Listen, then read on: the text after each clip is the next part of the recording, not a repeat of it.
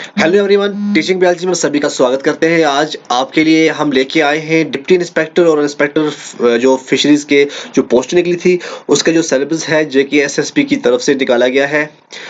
यहाँ पे जो नोटिफिकेशन आया है उसमें advertisement notification number 57 of 2020, 124 and 5 of 2021। लेकिन मैं किसी और सर्विस के बारे में आज डिस्कस नहीं करने वाला। मैं सिर्फ आज डिप्टी इंस्पेक्टर और इंस्पेक्टर की जो पोस्टें निकाली गई हैं जेके एसएसपी की तरफ से उसका जो सिलेबस है उसी के बारे में आज हम डिस्कस करेंगे।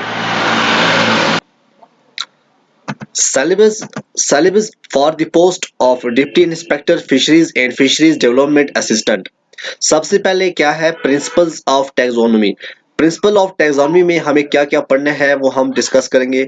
नॉमेनक्लेचर दिखाना है, types, classification and inter relationship, criteria for generic and specific identification, morphological, morphometric and meristic characteristic of taxonomic significance, major taxa of inland and marine fishes up to family level, commercially important freshwater and marine fishes of India and their morphological characteristic, introduction to modern taxonomic tool, Taxonomy, DNA barcoding, protein analysis and DNA polymorphism, study of external morphology and meristic characteristic of Crustacea and Mollusca, classification of Crustacea and Mollusca up to the level of species with example of commercially important species। सबसे पहले जो है वो हमें है taxonomy. हमें दिखाना है कि जो फिशेज हैं, जो इंपॉर्टेंट फिशेज हैं, खासकर उनकी हमें लगभग हर एक की टैक्सोनॉमी पढ़नी पड़ेगी जो भी इंपॉर्टेंट है। खासकर हमें जिस तरह से जो जो जो फिशेस ऐसे कोल्ड वाटर फिशेस हैं या एग्जोटिक फिशेस ऐसी हैं जो बहुत ही इंपॉर्टेंट है, उसके बारे में हमें देखना पड़ेगा। क्लासिफिकेशन हमें दिखानी पड़ेगी कि कौन सा फाइलम है, सब फाइलम कौन सा है, क्लास, स्पीशीज, ऑर्डर, सब ऑर्डर, सब फाइलम। तो इस तरह से हमें दिखाना पड़ेगा। और जो आइडेंटिफिकेशन है, हम किस तरह आइडेंटिफाई करते हैं, क्या कौन सा ऐसा बॉडी के अंदर करेक्टर है, डिफरेंट है, जिससे हमें फिश स्पीशीज को हम पहचान लेते हैं कि जी ये जो फिश है ये उस करेक्टर या ऐसे ऑर्डर के साथ मिलती जुलती है। तो डीएनए भी दिखाना है कि डीएनए जो होता है फिशेस के अंदर वो कैसे होता है, किस तरह से प्रोटीन जो है वो बार कोडिंग, डीएनए बार कोडिंग करता है। ठीक है, डीएनए पॉलीमॉर्फिज्म और क्लासिफिकेशन ऑफ क्रस्टेशिया। हालांकि जो मैंने लेक्चर अपलोड किए हैं उसमें मैंने मोलस्का का, क्रस्टेशियन का, फिशेस के बारे में जो सिलेबस आया है मैंने देखा था। पहले जो सिलेबस आया है उसी के सिलेबस के मुताबिक ही हमने जो लेक्चर अभी तक अपडेट किए हैं, जो अब यहाँ पे यूट्यूब पे वही है, उससे सिलेबस से बाहर नहीं है। हालांकि हमें डर था कि हाँ हो सकता है कुछ अलग से सिलेबस आ जाए, लेकिन ऐसा नहीं हुआ। जो हमने पढ़ा है वो भी लगभग सिलेबस के अंदर है। तो और जो चीजें हमें पढ़नी पड़ेगी वो भी हम डिस्कस करेंगे। जो भी टॉपिक इंपॉर्टेंट है वो हम कोशिश यही करेंगे कि 1-2 महीने के अंदर अंदर हम जो ये सिलेबस है इसको पूरा खत्म कर ले। दूसरा क्या है, दूसरा है anatomy and physiology of vertebrates with special reference to fin fishes. इसमें है इंटीग्यूमेंट्री सिस्टम। देखो फिजियोलॉजी दिखानी है वर्टिब्रेट की, एनाटॉमी दिखानी है। इंटीग्यूमेंट्री सिस्टम जो है सेकंड जो है ये डेरिवेटिव ऑफ इंटीग्यूमेंट्स पढ़ना है। स्केलेटल सिस्टम कैसा होता है, एवोल्यूशन ऑफ विसरल आर्चेस। हालांकि आप देख सकते हैं यहाँ पे मैंने बताया है डाइजेस्टिव सिस्टम भी हमने पढ़ा है। रेस्पिरेटरी सिस्टम क्या है ये हमें देखना है, सर्कुलेटरी सिस्टम देखना है, स्केलेटरी सिस्टम देखना है। ये जो चीजें हैं ये हमने पढ़ी भी है। कुछ न कुछ कॉन्सेप्ट हमारे जो प्रीवियस लेक्चर जो हमने अपडेट किए हैं उसमें लिखा बताया गया है, और भी हम जहां से हमें कंफ्यूजन थी वो हम दूर करेंगे। Classical and molecular genetics. Classical और मॉलिक्यूलर जेनेटिक्स के अंदर मेंडेलियन जेनेटिक्स हमें पढ़ना है। लिंकेज क्या होता है, linkage map, crossing over, nature of heterochromatin, organisation of genetic material in prokaryotes and eukaryotes, multiple alleles, lethality, epistasis, sex linked inheritance, extra chromosomal inheritance, mutations, structural and numerical change in chromosomes, gene mutation, replication in prokaryotes and eukaryotes, transcription and translation, transcription and post-transcriptional modification, translation, sex determination, chromosomal mechanism. देखो जो यहाँ पे classical और molecular genetics है, अगर आपको याद होगा कि हमने जो बीएससी में पढ़ा था या एमएससी में हमने पढ़ा था, एमएससी जूलॉजी की अगर हम बात करें या बीएससी में हम बात करें, जूलॉजी के अंदर जो सिलेबस था वही ये सिलेबस यहाँ पे बताया गया है, ठीक है ना। Chromosome as a basis of inheritance, Mendel's law of inheritance, complete and incomplete codominance, monohybrid क्या होता है, डायोहाइब्रिड रेशियो क्या होता है, जीन इंटरेक्शंस क्या है, dominant and recessive epistasis, pleiotropism, lethal gene, ये तमाम का तमाम ऑलरेडी हमने बीएससी में पढ़ा हुआ है और हमें सिर्फ और सिर्फ रिवीजन की जरूरत है, तो जो हमें करना पड़ेगा। बाकी जो हमने डिस्कस किया है उसमें से वही है।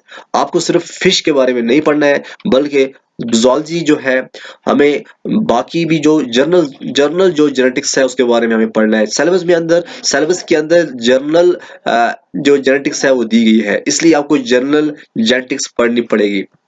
फिर है जी फ्रेश वाटर एक्वाकल्चर। इसमें क्या है, major species culture, production trends and prospect in different parts of the world, freshwater aquaculture source, ponds, tanks, lake, reservoirs, nursery क्या होता है, rearing and grow out points, preparation, management किस तरह हम करते हैं, weeds, aquatic weeds क्या होते हैं, algal blooms क्या होते हैं, predatory and weed fishes कौन सी होती हैं, liming क्या है, fertilization क्या है, manuring क्या होती है, use of हम बायो फर्टिलाइजर का यूज किस तरह करते हैं, एक्वाकल्चर के अंदर हम फीडिंग किस तरह से देते हैं, फ्रेश वाटर एक्वाकल्चर के अंदर वाटर क्वालिटी मैनेजमेंट कैसी होनी चाहिए, सिलेक्शन ट्रांसपोर्टेशन हम किस तरह हम कौन सी फिश सिलेक्ट करते हैं, ट्रांसपोर्ट किस तरह करते हैं, एक्लिमेटाइजेशन ऑफ सीड क्या होता है, trades of important cultivable fish and shell fish and their culture methods, Indian major crops. आपको पता है कतला कतला रोहू, सनस मैगरेला जो है एयर ब्रीथिंग फिश कौन कौन सी है, हालांकि ये मैंने सिलेबस हमने एक लेक्चर्स में दिया है। कोल्ड वाटर फिश कौन सी होती है, इस तरह ट्राउट फिश होती है, फ्रेश वाटर प्रॉन्स क्या है,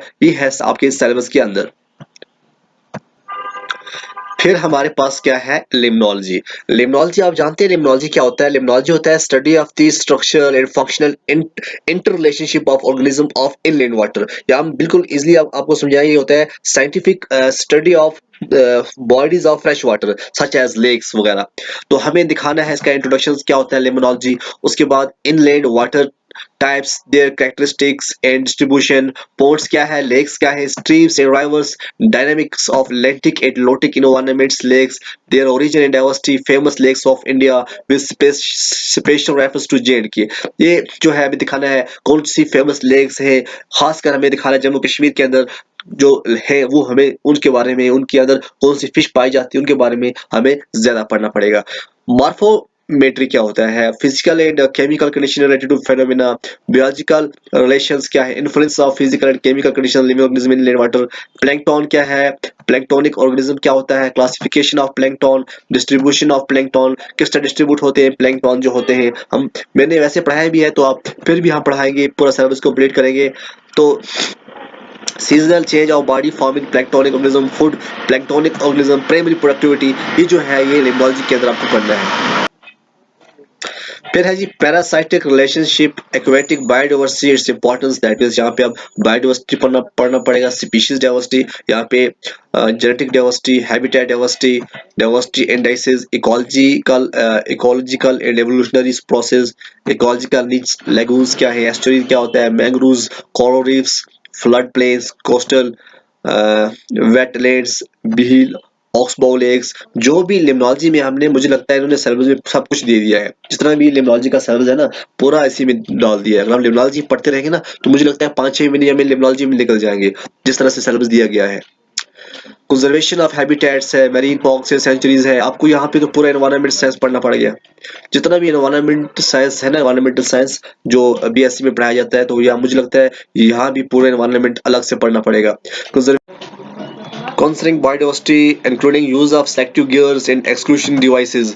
तो अब हम देखेंगे फिश न्यूट्रिशन, जो है फिश न्यूट्रिशन पढ़ना है, इसकी बायोकेमिस्ट्री पढ़नी है, हालांकि बायोकेमिस्ट्री ऑफ फिश मैंने थोड़ा सा आपको हिंट दिया था, वो पढ़ाया है, आप पढ़ सकते हैं। फंडामेंटल ऑफ फिश न्यूट्रिशन क्या है, growth in fish, principal nutrients कौन से होते हैं, न्यूट्रिशन रिक्वायरमेंट्स क्या है फिश की, न्यूट्रिशनल एनर्जेटिक्स कौन सी चीजें होती हैं, अच्छा जी, फिर क्या है definition and form of energy partitioning, फिर methods of feed formulation, manufacturing manufacture form of feeds, किस तरह फीड को हम मैन्युफैक्चर करते हैं, वेट फीड्स क्या होता है, मॉइस्ट फीड्स क्या होता है, ड्राई फीड्स क्या होता है, मैशेस, पिलेटेड फीड्स क्या होता है, फ्लोटेड एंड सिंगिंग पिलेट्स क्या होते हैं, feed additives, blenders, antioxidants, enzyme, pigments.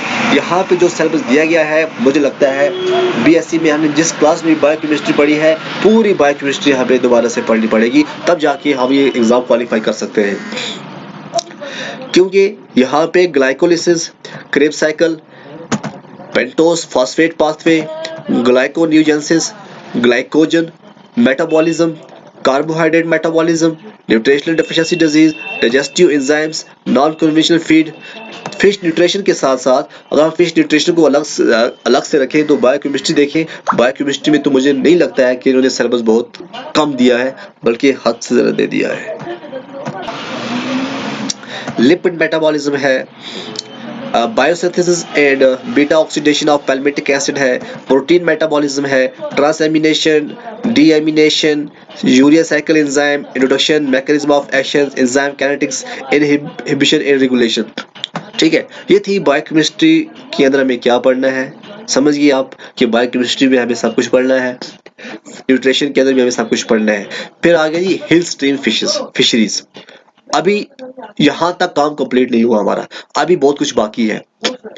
Ecology and classification of hill stream fishes क्या होती है उसके बारे में पढ़ना है।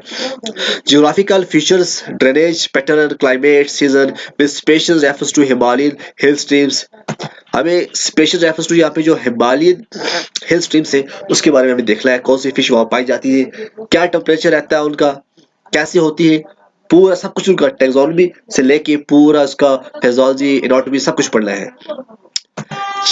checklist of some important hill stream, biodiversity of hill streams, fishes of Jammu and Kashmir, Ladakh, grouping of hill stream fishes as per Minon 1954, modification in the hill stream fish fauna, external shape, form of the body, scale, position of the mouth and lips, barbel, speared fins, caudal peduncles, eyes, gill apertures, branchiotagal rays, skeleton, air bladder, reciopetus, histological structure, mechanism of adhesion, food of hill stream fishes, primary and secondary productivity in hill streams, evolution, distribution, origin of hill stream fishes, fish culture in hill streams। देख लिया आपने, पूरी हिल stream fisheries हमें पढ़नी है।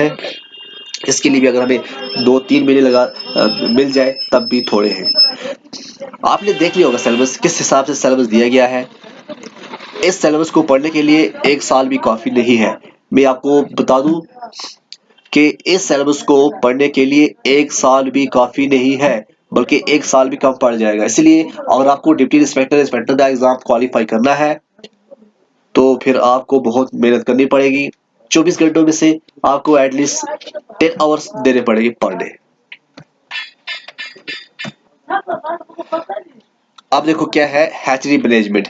Hatchery management में क्या है, fresh and marine fish seed resources कहाँ से आते हैं, natural breeding of fin fishes, selection of riverine spawn collection sites, gear used and methods of collection, spawn quality and quantity indices, advantage and disadvantage of riverine seed collection, sexual maturity क्या होती है, breeding season of various cultivable species, development of gametes in male and female, fish egg and embryonic development, methods of breeding, bud breeding, wet and dry bonds, collection and hatching of eggs, factor involved in bunch breeding, advantages and disadvantages of bud breeding, induced breeding of warm water fed fishes, environmental factor affecting spawning, sympathetic breeding, hypophysis of fish pituitary gland, its structure, collection, preservation and preparation of extract of for injection, dosage in methods of injection, brood stock management and transportation of brood fish, synthetic hormones used for induced